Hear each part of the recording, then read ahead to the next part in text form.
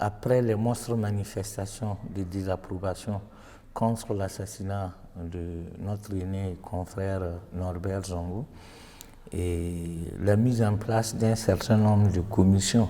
Il y a eu d'abord la commission d'enquête indépendante qui a déposé son rapport le 7 mai 1999. Par la suite, le pouvoir va mettre en place un collège de sages qui a fait des gorges chaudes au début.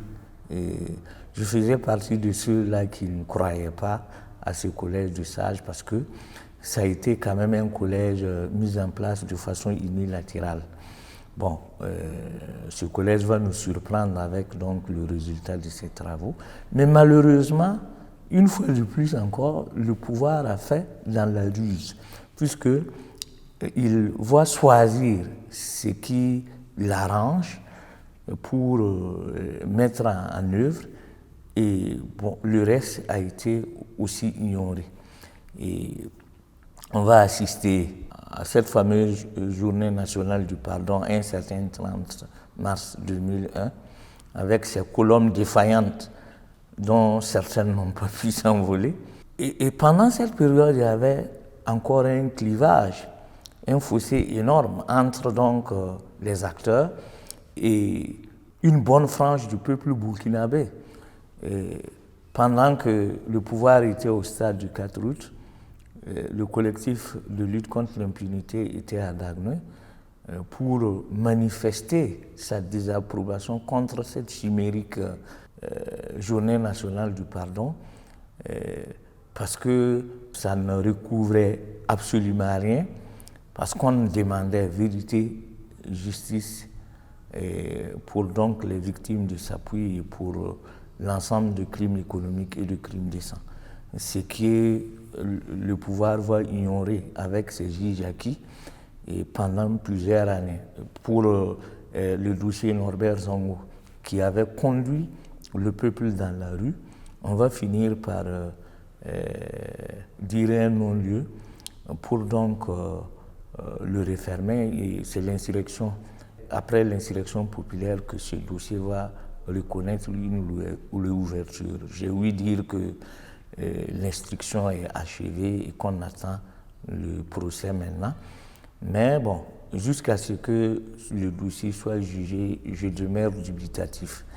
Donc, ça va être encore un nouveau rendez-vous manqué. Ils veulent passer par perte et profit tous les passifs. Alors que, bon, il faut quand même connaître qui a fait quoi pour maintenant pardonner, pour se réconcilier. Vous avez dû voir en Afrique du Sud comment, pendant la période post-apartheid, avec Desmond Tutu, même si certains comme Winnie, jusqu'à leur mort, n'étaient pas d'accord sur certaines choses, vous avez vu comment ce travail donc de réconciliation a été fait. Les gens ont reconnu avoir été à la base de certains crimes et ont demandé pardon. Et à leur suite, les ayants droit ou ceux qui avaient été victimes ont donné donc leur pardon.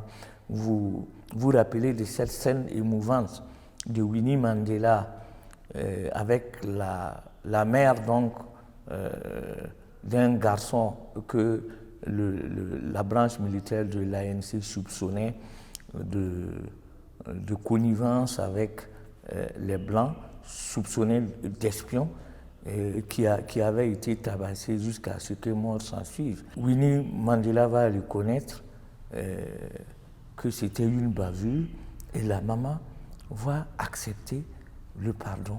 Et ensemble, elles se sont étreintes dans des pleurs.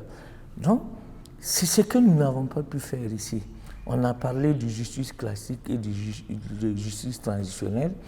La justice traditionnelle, on l'a vu au Rwanda avec les Gachacha, qui malgré des milliers donc, de personnes incriminées, avec les Gachacha, on a pu évacuer essentiellement cette problématique de génocide.